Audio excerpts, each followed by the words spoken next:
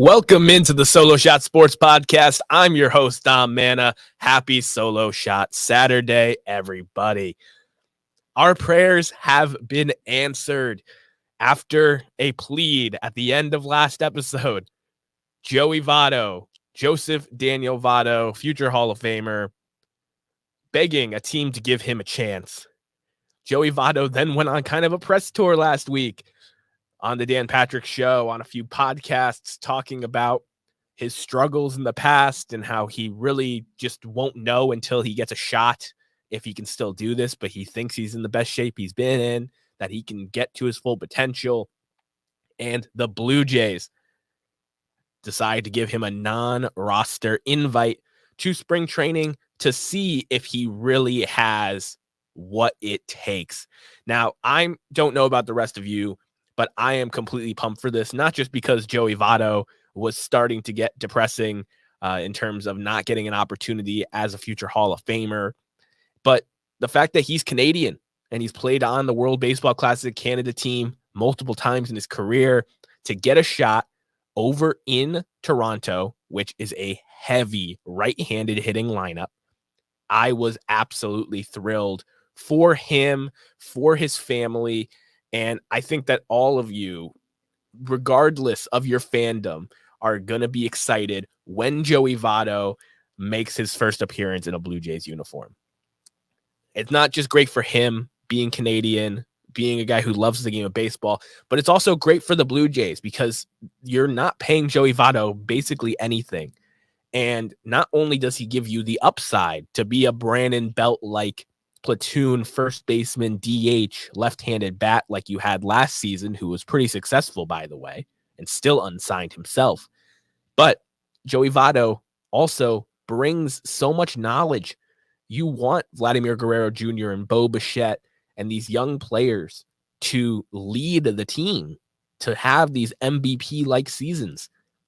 You're bringing in a former league MVP, a guy who literally has broken down hitting to a science, and he gets to mentor Bo Bichette and Vladimir Guerrero Jr., along with all the other young studs that are on the team that should be just in Joey Votto's ear for as long as he's a part of the team. Absolute win-win. This was the team that was mentioned first when Joey Votto was said to not be returning to the Reds. Everyone kind of pointed to Toronto, and I'm glad the Blue Jays, better late than never, giving him a shot, and I can't wait to see what he can do. Joey Votto right now is currently the only active player with over 2,000 career hits and a career on-base percentage of 400 and a career slugging percentage of 500. He doesn't have a ton of wiggle room. I believe it's career 409 on base right now and 519 slug. So he can't struggle mightily with the Blue Jays this year to stay in that club.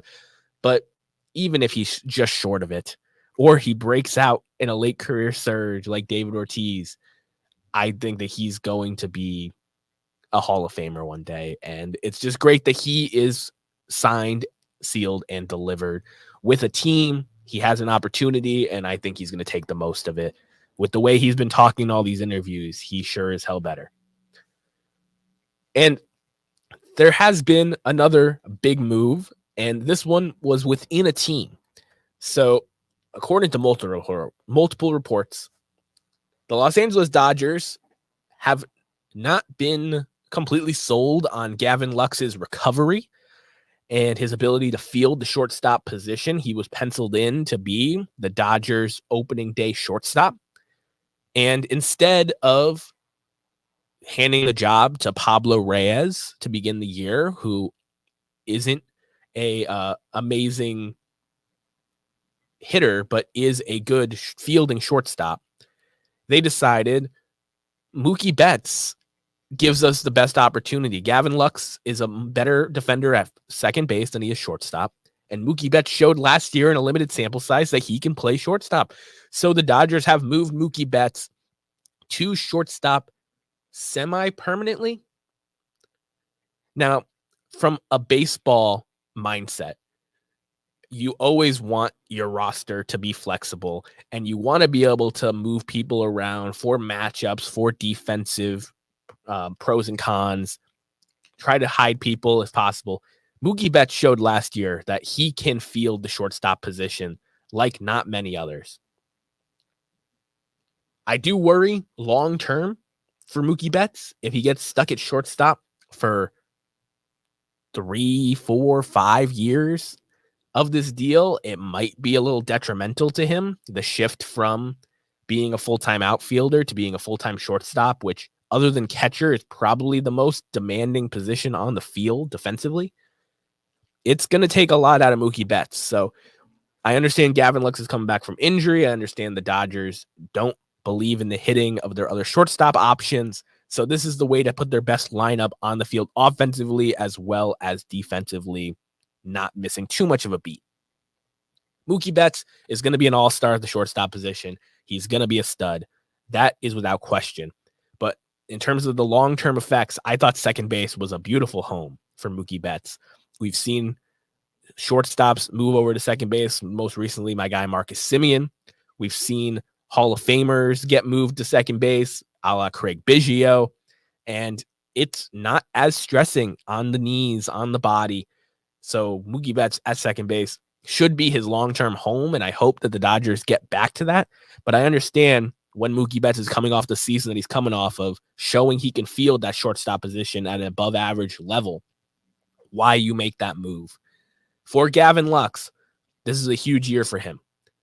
It was brutal to me last year when he got hurt in spring training. He was a guy that didn't want to play in the WBC because he wanted to work with the Dodgers organization and get right and make the most of his opportunity as the Dodgers shortstop on a World Series contender, and he got hurt. I felt so bad for him.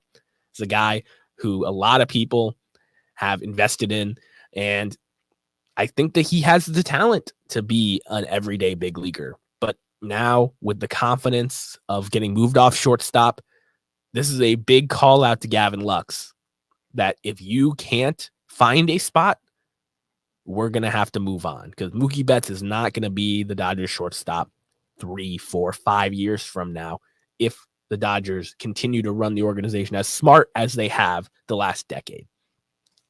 But Mookie Betts, nonetheless, all-star shortstop, is going to be fine. But I worry about the future of the Dodgers middle infield if Gavin Lux can't figure things out. What if Gavin Lux does figure things out and is a great second baseman? Then what do you do? It's going to be interesting to see what the Dodgers end up deciding to do with all these move parts. But when you have an MVP caliber player who can play 4 positions very well, if you put him in center field, I think he'd be okay as well. Just an absolute weapon on the defensive side of the ball as well as with the bat.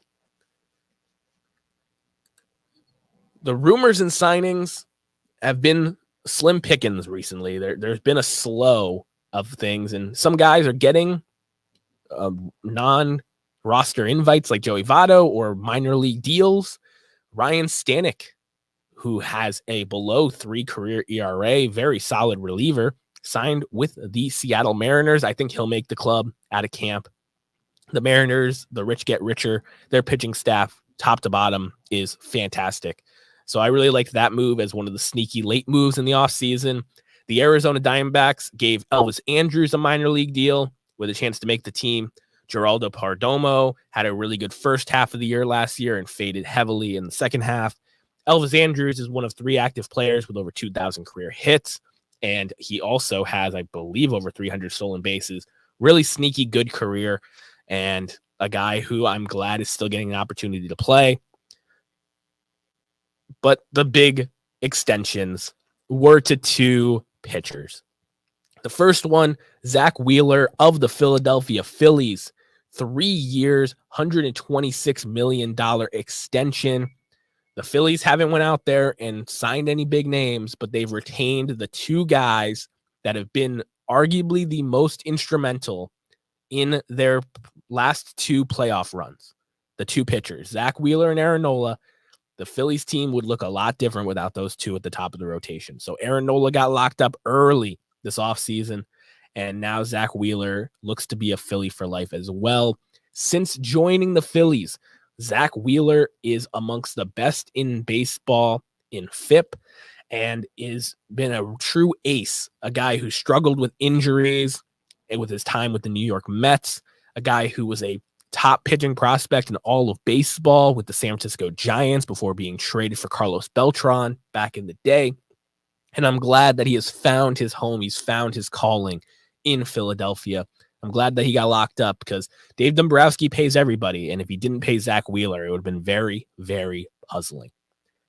But the other move, and the reason why I'm wearing my Red Sox shirt with pride today, is the Red Sox signing young starting pitcher Brayan Bello to a 6-year, $55 million extension with a 7th-year option for $21 million. So it has a chance to be a $76 million deal. And I am absolutely over the moon. The Red Sox waited way too dang long to talk extension with Rafael Devers, with Xander Bogaerts, with Mookie Betts.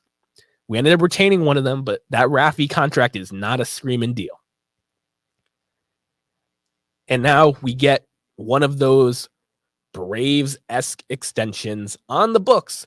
That is fantastic to see.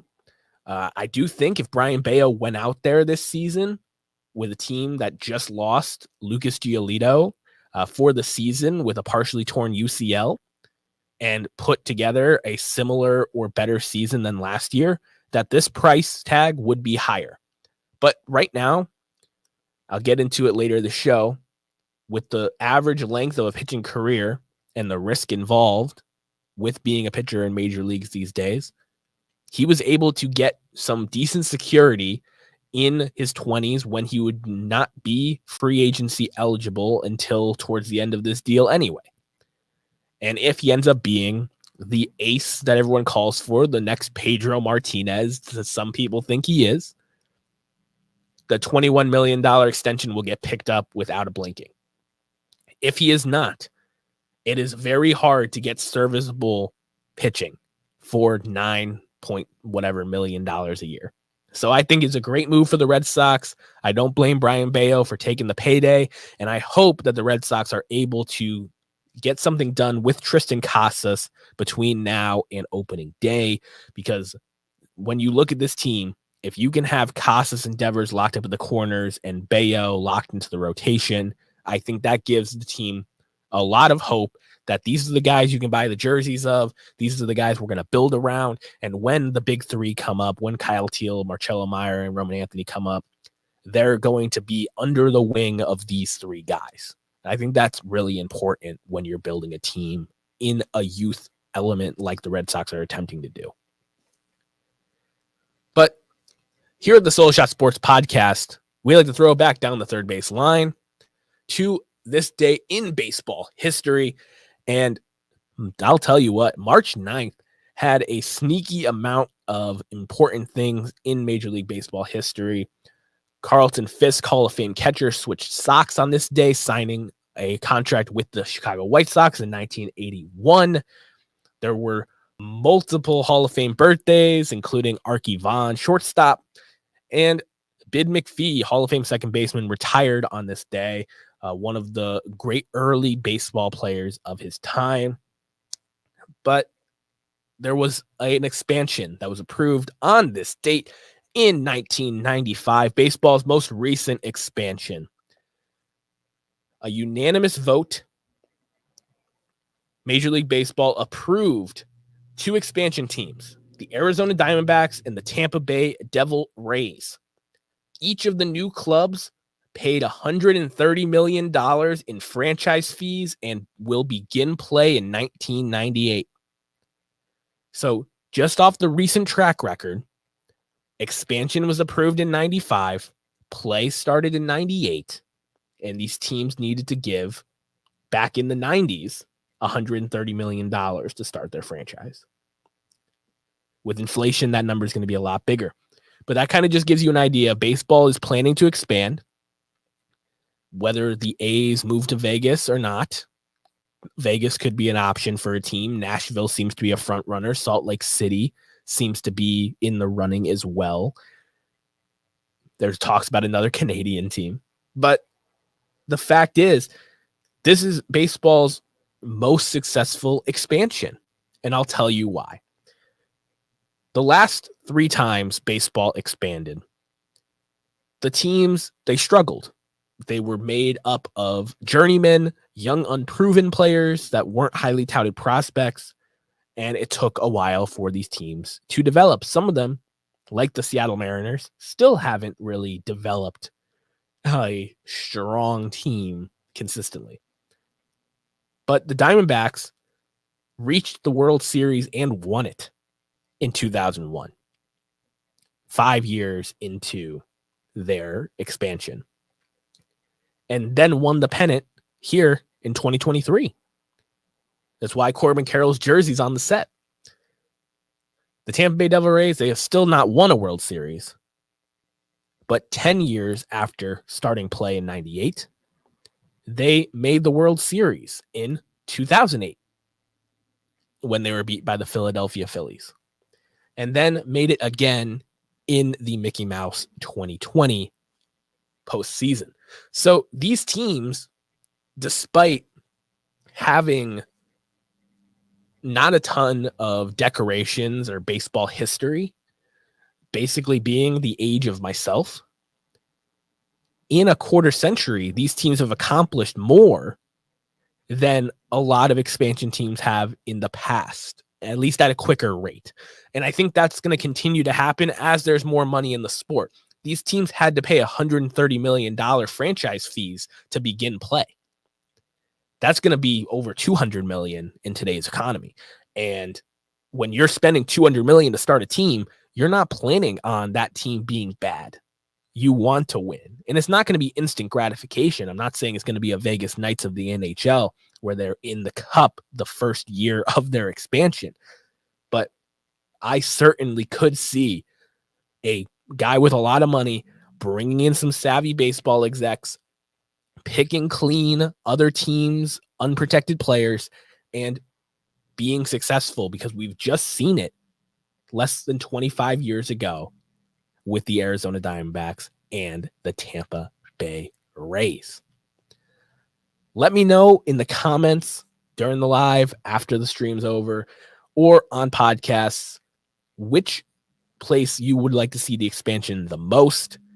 Vegas, Nashville, Salt Lake City, and I'll throw Charlotte in there as well, which has been brought up quite a bit as kind of a follow-through option if Nashville doesn't get it. I think Nashville is more likely than Charlotte, but if Nashville can't work it out, then hey, Charlotte is very close to Nashville, or close enough to Nashville where that market can still be served. But on this date in 1995, we had our last baseball expansion voted for and announced, and I'm hoping that sometime in the next couple years, we will know where these next baseball expansion franchises are coming from. And like I've said on previous podcasts, I believe that instead of shifting up the divisions where one division will have 6 teams, that instead I think the central divisions will cease to exist, and the central divisions and the 2 expansion teams, one in each league, will get divvied up 3-3 into the AL East and AL West, NL East and NL West. And I think that's the smart way to go about it. Have 2 different divisions where the winners, the best records in those divisions, get the buys, and then the wild cards are just the next best teams, the next best 4 teams record wise from the East and the West. I think that's the best way to do it. I think that's the fairest way to do it. And I think that'll be really good. I'm sorry for all you Central baseball fans, because I do think between the team's spending, the team's relevance, and just the fact that the East and West Coast have more established and popular start times, that's the most likely outcome. But it will be very interesting to watch what they do, because when they add 2 more teams, they'd have to add 6 to even up the divisions. Adding 2 more teams, they're going to have to shake things up, and I think that is the most effective way to do so. And I talked about it a little bit earlier with Brian Bayo, but There's a double-edged sword right now in Major League Baseball when it comes to pitching. Right now, the current average length of a major league pitching career is 3.5 seasons. Because of Tommy John, which has been readily used to repair elbows because they are pushing these players to throw at the hardest velocity, to have the most angles and movement of their pitches. These pitchers are being created in labs now. But because of that, they're breaking apart much faster because they're putting way more stress on their elbows, their shoulders, their bodies. And Brian Bayo is an example of that. Brian Bayo could get shut down with a season-ending injury at any time this season. But he has that long-term security now. And when you look at a Blake Snell or a Jordan Montgomery, Blake Snell coming with draft pick compensation as well. If you sign him, the Padres a draft pick. It's hard to pay a pitcher big time money unless you think he is the guy. And with the way pitchers are being used, with the way pitchers are training in today's MLB, it is incredibly difficult to discern who those guys are. When the Nationals signed Max Scherzer back in the mid-2010s, that's looked at as one of the greatest free agent deals of all time. He won multiple Cy Youngs. He helped them win a World Series. He was one of the best pitchers in baseball the entire contract and pretty much punched his ticket to Cooperstown during his time in DC. But there's only so many Hall of Fame pitchers that hit free agency. The majority of pitchers come and go. And right now, with the structure of Major League Baseball and arbitration, these young arms are essentially being used like running backs in the NFL. We will continue to give you opportunities and put your shoulder and elbow into the ground while you're cheap. But as soon as we have to pay you, it's going to be really tough to fork over those dollars. And that's the same thing with running backs in the NFL. These running backs on their rookie contract, oh, sure, we'll give you 20 touches a game. We'll run you into the ground. The thing that always comes to my mind with this is DeMarco Murray of the Dallas Cowboys. His contract year, he had an amazing season, and he wanted to have an amazing season because he was going into free agency.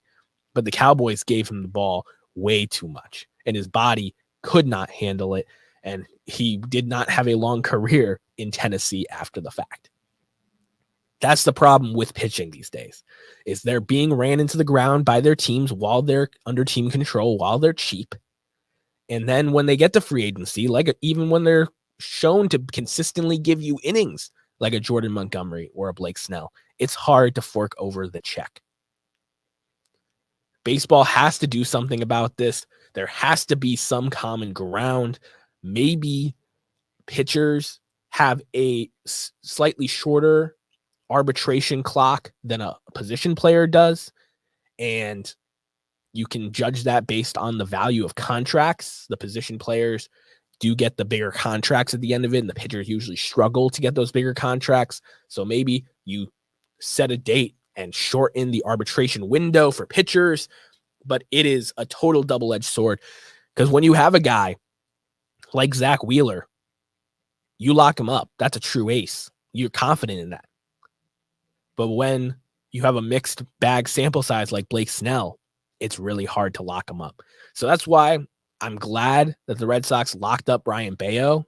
I think it's a win-win if he ends up going the way of getting ran into the ground and not being healthy. They didn't pay him in an outrageous lump sum. They didn't give up draft pick compensation. But if he ends up being awesome and going on that Hall of Fame Scherzer-like trajectory, he'll still have time to make money in his 30s and will be a value to the Red Sox for that contract. So I think many of you are out there just thinking about your team and what pitching costs in this economy. Just keep that in the back of your mind, that arbitration eligible young pitching is such a volatile, just dispensable output. And these pitchers are being used, and they're going to continue to get used because they're trying to earn that big contract. They're trying to put together multiple good seasons. But even when they do, they might end up having trouble getting a long-term commitment from a team like Jordan Montgomery, like Blake Snell. I know Scott Boras has a big part in that as well, and I hope he is willing to cave and give them fair contracts before opening day, which is getting closer and closer as we talk. And I appreciate each and every one of you for making it through the show. Will, Jared, everyone who joined me in the chat this morning, I really appreciate it. Those of you that listen to this later today, later this week, I appreciate you for stopping by.